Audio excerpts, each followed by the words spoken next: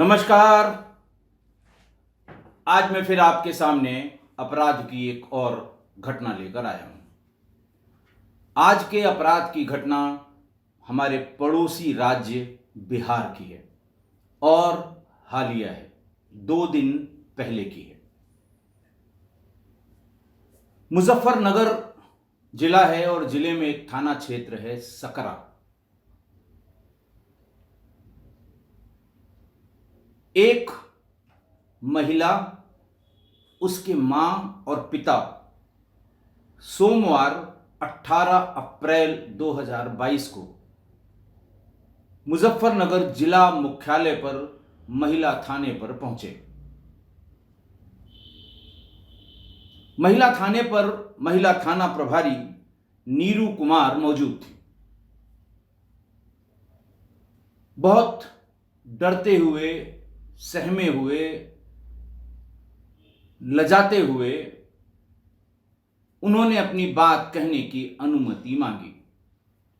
नीरू कुमार ने कहा कि आप यहां पर शिकायत लेकर आई होंगी, आप बेखौफ होकर कहिए, आप परेशान मत होइए, हम आपके साथ न्याय करेंगे।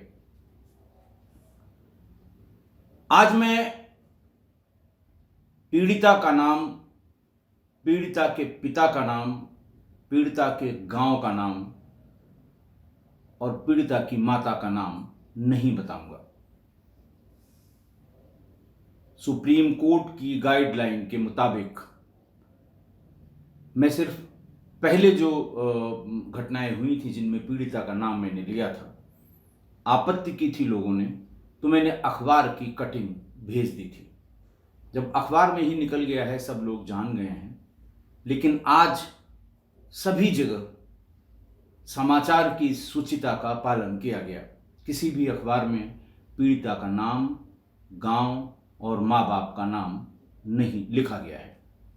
बहरहाल वो महिला अपने माँ बाप के साथ महिला थाने पर पहुंची। महिला ने बताया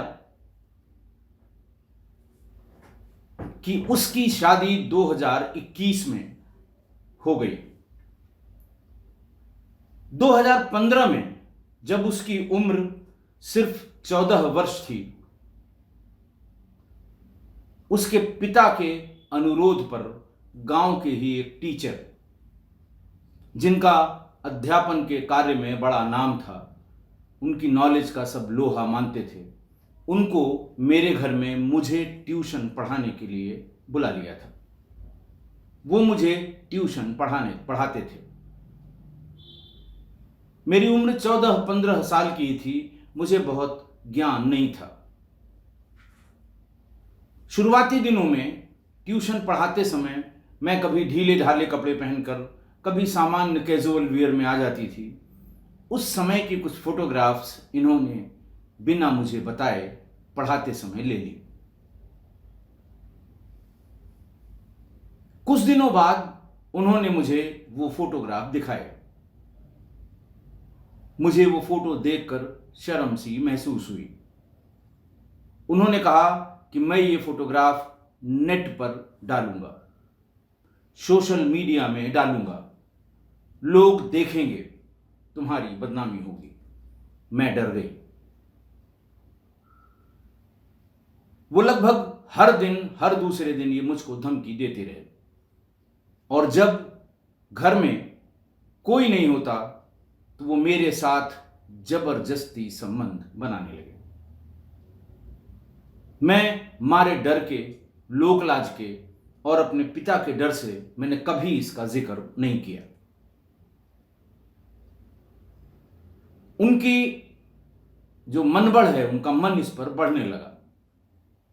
फिर उन्होंने मेरी बहुत ही आपत्तिजनक फोटोग्राफ भी और वीडियो भी ले ली।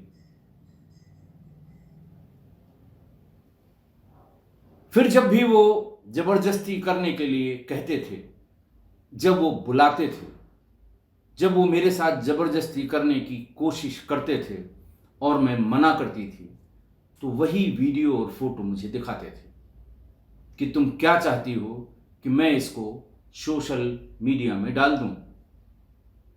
मैं इतना घबरा गई कि वो जो जो कहते गए मैं वो करती गई। मैं परेशान हो गई, आजिज़ आ गई। एक दिन मैंने अपने पिता से कहा, अब जितना मुझे पढ़ना था या जितना इनको बताना था ये बता चुके हैं, अब इनकी आवश्यकता नहीं है। अब हमें जो क्लास में पढ़ाने वाले टीचर हैं वो पर्याप्त पढ़ा देते हैं, इनकी आवश्यकता नहीं है। मेरे पिताजी ने उनका जो भी पारिश्रमिक था वो दिया और उनको प्रणाम किया कि आपने बहुत अच्छा किया, मेरे बच्चे को स्वावलंबी टाइप बना दिया कि वो अपने से पढ़ सकती है।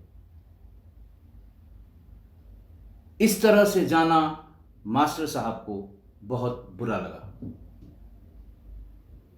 घर पहुंचते ही रात में उन्होंने मेरी एक बहुत ही आपत्तिजनक फोटो मुझे व्हाट्सएप पर भेजी। मैं फिर घबरा गई। मैंने फोन करके उनसे कहा कि अब इनको डिलीट कर दीजिए, लेकिन वो नहीं माने। बार बार वो कभी यहां मिलने के लिए, कभी वहां मिलने के लिए, और कभी ये कहते थे कि अपने पिता से कहो कि फलां सब्जेक्ट में मुझे थोड़ी दिक्कत हो रही है, 2 दिन के लिए मां साहब को फिर बुला लें। लेकिन बच्ची ने मना कर दिया कि नहीं, अब मैं ऐसा नहीं कह सकती। मैं एक बार अपने पिता को बता चुकी हूं कि आपको जो पढ़ाना था आपने पढ़ा दिया, मैंने अच्छी तरह समझ लिया। अब मेरी क्लास थोड़ी सी ऊपर हो गई है। पहले मैं कक्षा 8वीं में पढ़ती थी जब इन्होंने पढ़ाना शुरू किया था, फिर हाई स्कूल कर लिया और फिर फर्स्ट ईयर में आ गई। अब मुझे इनकी ज़रूरत नहीं है। मैं दोबारा उनसे कतई नहीं कह सकती कि ये 9th 10th के टीचर को फिर से मेरे पास 11th 12th की पढ़ाई के लिए भेजें। इससे वो और नाराज हो गए। एक दिन स्कूल जाते समय उन्होंने मुझे रास्ते में रोक लिया और ये कहा कि अगर मेरा कहना नहीं मानोगी तो उसके बहुत ही गंभीर परिणाम होंगे। मैंने तुम्हारे क्लास के कुछ लड़कों और लड़कियों के फोन नंबर ले लिए हैं। मैं एक साथ सभी को ये फोटोग्राफ भेज दूंगा। थानाध्यक्ष नीरू कुमार को बच्ची ने यह बताया कि मैं इतना घबरा गई कि मैंने पूरी बात लौटकर अपनी मां को बताई। मैंने मां से कहा कि आप इनको मना करिए। आप अगर पुलिस में चलना चाहें तो हम पुलिस में भी ये बात कहने को तैयार हैं। हम आज ही जा चुके हैं, हम बहुत परेशान हो चुके हैं। मेरी मां ने मुझे समझाया और यह कहा कि इसकी जरूरत नहीं है, इससे फायदा कम नुकसान बहुत ज्यादा हो जाएगा, क्योंकि उस अध्यापक के रूप में बहुत प्रतिष्ठा है। उसको लोग देवता की तरह पूजते हैं, स्कूल में भी और गांव में भी। उसकी किसी तरह की शिकायत होने पर लोग हमको ही भला बुरा कहेंगे, झूठा कहेंगे। ये कहेंगे कि किसी वजह से ये मास्टर साहब पर झूठा आरोप लगा रही है, इसलिए इसका कोई फायदा नहीं। मां इस बात को टालना चाहती थी, क्योंकि उसको पता था कि अगर ये हम शिकायत करेंगे, पुलिस आएगी, पुलिस को पता लगेगा, गांव वालों को पता लगेगा, मेरी बदनामी होगी। इसलिए उसने ये बात समझाई कि इनकी प्रतिष्ठा बहुत है और ऐसे व्यक्ति के विरुद्ध शिकायत करने में ज्यादातर लोग हमको ही झूठा कहेंगे, शिकायत को सही कभी नहीं मानेंगे और ये भी कहेंगे कि गलत शिकायत के लिए इसको सजा मिलनी चाहिए। इस बात से डर के बच्ची के पिता को मां ने यह कहा कि अब जल्दी इसकी शादी तय कर दो। उन्होंने पूछा भी कि ऐसी जल्दी अचानक तुम्हें क्यों लग रही है, तो उसने ये कह के टाल दिया कि अब लोग कह रहे हैं कि बच्ची सयानी हो गई, इसकी शादी करना बहुत ज़रूरी है, ज़माना बहुत ख़राब है। आप समझ सकते हैं कि ये शब्द, ज़माना बहुत ख़राब है, लड़की की शादी कर दीजिए। इसके बहुत मायने होते हैं और ग्रामीण अंचल में तो बहुत ही मायने होते हैं इसके। बहरहाल माँ बाप ने मेहनत करके ढूंढ के एक सुयोग्य वर से 2021 में इसकी शादी कर दी। बच्ची भी निश्चिंत हो गई कि अब मेरी शादी हो गई है, अब शायद मेरे माँ साहब से मेरा पीछा छूट जाए। लेकिन शादी के 10-12 दिन बाद ही माँ साहब ने फिर फोन किया और अश्लील बातें की और फिर ये कहा कि 3-4 दिन में तुम घर आने वाली हो, मैं मिलने आऊंगा, मेरा कहा नहीं करोगी तो तुम्हारा बहुत बड़ा नुकसान कर दूंगा। बच्ची उनसे रोई भी और गिड़गिड़ाई भी कि सर अब मुझे छोड़ दीजिए, मेरा घर बस गया है, मेरी शादी टूट जाएगी, मेरा परिवार बर्बाद हो जाएगा। लेकिन वो नहीं माना। हर दूसरे तीसरे दिन उसको धमकाने के लिए उसकी आपत्तिजनक फोटोग्राफ और वीडियोस को भेजता रहा। लेकिन इस बार बच्ची ने उसके सामने झुकने को बिल्कुल मना कर दिया। उसने स्पष्ट कर दिया कि आप चाहे जो कर लें, मैं ना आपके पास आने वाली हूं, ना आपको मैं अपने पास बुलाने वाली हूं, ना मैं किसी तरह का कंप्रोमाइज करने को तैयार हूं, अब मेरी शादी हो चुकी है। नाराज और गुस्से में टीचर ने कहा कि बहुत गंभीर परिणाम भुगतोगे और उसी दिन रात में उसके पति को बच्ची की सारी न्यूड फोटोग्राफ, आपत्तिजनक वीडियोग्राफ, ये सब उसने भेज दी। रात का वक्त था। जैसे ही उसके पति ने ये सब तस्वीरें देखी, वो गुस्से में आग बबूला हो गया। उसने अपनी पत्नी के साथ दुर्व्यवहार किया और ये कहा कि मैं इसे अपने रिश्तेदारों को दिखाऊंगा और अब मेरा तुमसे कोई संबंध नहीं है, मैं ऐसी लड़की के साथ इतना लंबा जीवन नहीं काट सकता। घबरा गई और रात में 10 बजे ही वो अपने मायके भाग गई। अपनी मां को बताया कि अब मैं अपने पति से आंख मिला के बात नहीं कर सकती, मेरे सामने कोई चारा नहीं है, ऐसे जीने से अच्छा मैं आत्महत्या कर लूंगी। तब पिता को उसकी मां ने पूरी बात बताई कि ऐसा ऐसा इसके साथ 6 साल से हो रहा है, फॉर द लास्ट 6 years। पिता ने कहा अब इसको बर्दाश्त करने का कोई मतलब नहीं है, हम थाने चलेंगे। ये पूरी बात सुनने के बाद नीरू कुमार, जो महिला थाने की थानाध्यक्ष थी, वो भी बहुत दुखी हुई और बहुत गुस्सा हुई। बच्ची के पिता से एक तहरीर लेके उन्होंने मुकदमा कायम किया। ये मुकदमा नामजद था टीचर सुजीत कुमार के नाम से। सुजीत कुमार की उम्र 28 साल और बच्ची की उम्र 20 साल थी जब ये मुकदमा सोमवार 18 अप्रैल 2022 को लिखाया गया था।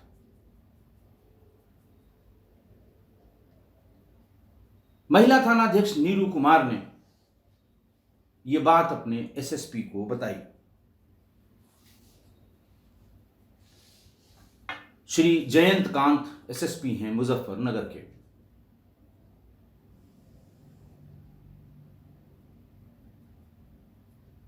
उन्होंने कहा यह बहुत गंभीर बात है, महिला उत्पीड़न का ये उसकी पराकाष्ठा है, आप इसकी हर हाल में गिरफ्तारी कराइए। 18 को मुकदमा लिखा गया और 19 तारीख की शाम को एसएसपी मुजफ्फरपुर, मैं मुजफ्फरपुर बिहार की बात कर रहा हूँ, शायद मुझसे उच्चारण में मुजफ्फरनगर बार बार निकल जा रहा है जो उत्तर प्रदेश में है। ये बिहार की घटना है और मुजफ्फरपुर की घटना है। मुजफ्फरपुर के एसएसपी श्री जयंत कांत ने एक प्रेस कॉन्फ्रेंस की उन्होंने 19 अप्रैल को। और ये बताया कि आज शाम को अभियुक्त सुजीत कुमार यानी उस अध्यापक को गिरफ्तार कर लिया गया है। उसके पास से उसका वो मोबाइल भी मिल गया है जिसमें उस बच्ची की तमाम आपत्तिजनक फोटोग्राफ और वीडियोग्राफ मौजूद हैं।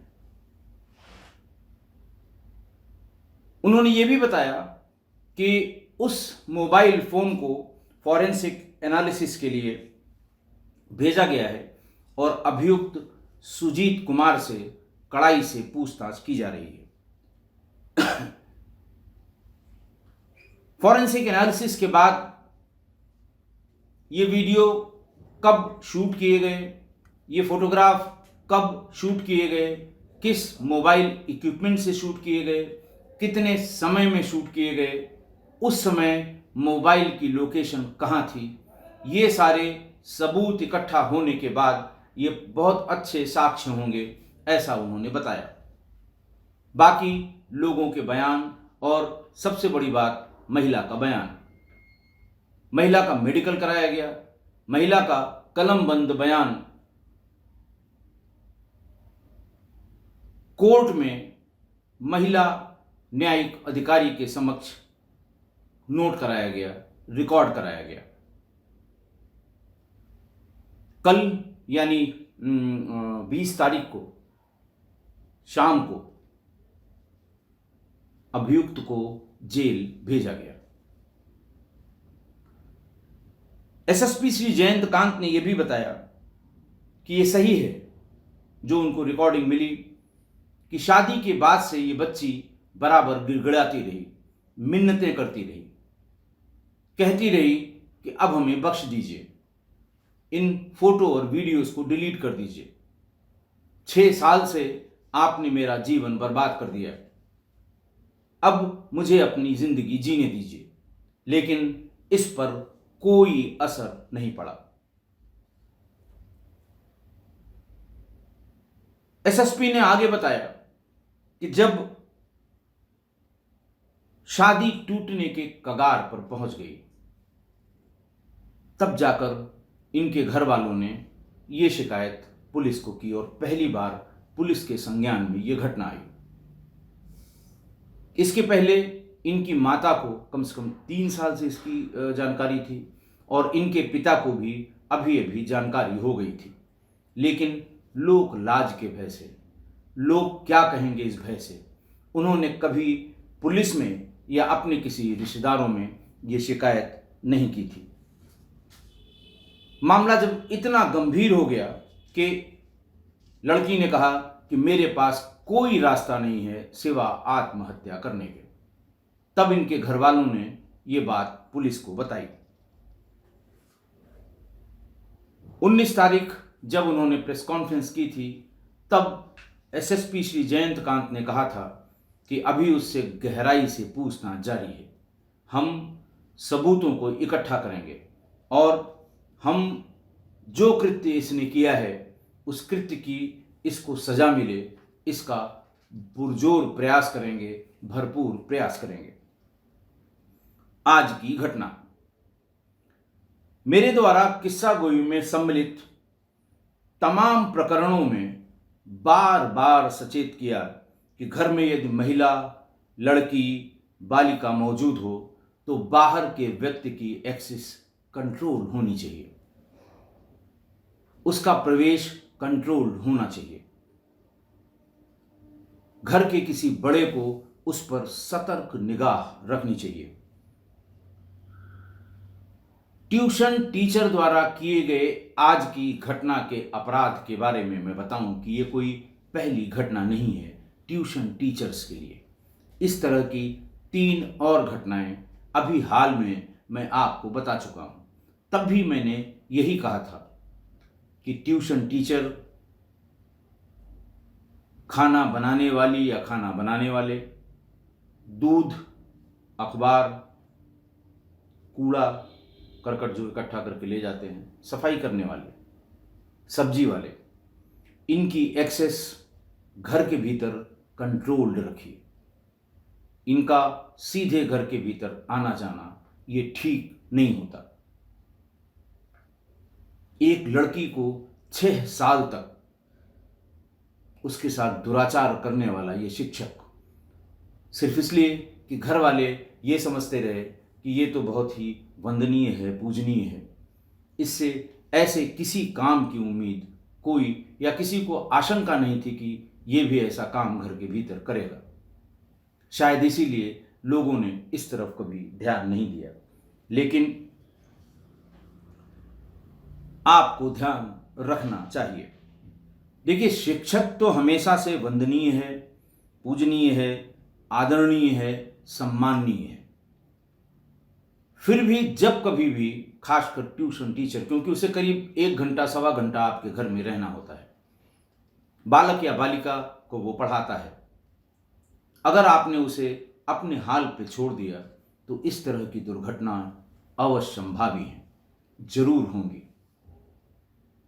टीचर भी नौजवान, यानी जब उसने पढ़ाना शुरू किया होगा तो 22 साल, 21-22 साल का होगा। लड़की अल्पवयस्क थी, 14 साल की।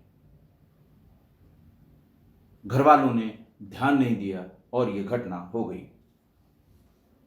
मैं इसीलिए बार बार कहता हूं कि इस तरह के ट्यूशन पढ़ाने आने वाले लोगों के यहाँ, अगर पढ़ाने वाला जिसको वो पढ़ा रहे हैं वो हो सकता है लड़का हो, लेकिन अगर आपके यहाँ लड़की, महिला या कोई अन्य नौजवान बहू ये हो तो ट्यूशन टीचर पर सतर्क दृष्टि रखें। जिसको पढ़ाने आया है उसको पढ़ा कर जाए, लेकिन उसको कभी ऐसा न सोच के छोड़ दें कि ये तो टीचर हैं, ये ऐसा कुछ नहीं करेंगे। मैं इसलिए कह रहा हूं कि मानवीय मूल्यों का ह्रास जिस गति से हो रहा है, मैंने आपको अपराध की घटनाएं 90 के बाद की सुनानी शुरू की। 2004 तक जब मोबाइल का उतना चलन नहीं था, तब तक की घटनाएं भी आपने देखी हैं। लेकिन मानवीय मूल्यों का इतना ह्रास, इतना गिरावट जो होता जा रहा है वो पहले नहीं था, ऐसा मेरा मानना है। और इसीलिए किसी पर भी यकीन करना दिन ब दिन कठिन होता जा रहा है। आपको खुद इन पर सतर्क दृष्टि रखनी होगी। मैं एक बार फिर आज की घटना के परिप्रेक्ष्य में ये निवेदन करूंगा कि आपके यहाँ आपकी बच्ची या बच्चा, उसको पढ़ाने के लिए या कोई और चीज सिखाने के लिए, जैसे सिलाई, पेंटिंग, संगीत, पाकशास्त्र, इसके लिए यदि घर में कोई टीचर आ रहा है या आप अपने बच्चे को कहीं भेज रहे हैं, ऐसा आपने 4-6 साल पहले किया है, तो अभी से ही बच्चों से इस सिलसिले में बात करें कि क्या वो टीचर अभी भी उनके संपर्क में है, और अभी भी संपर्क में है तो क्यों है।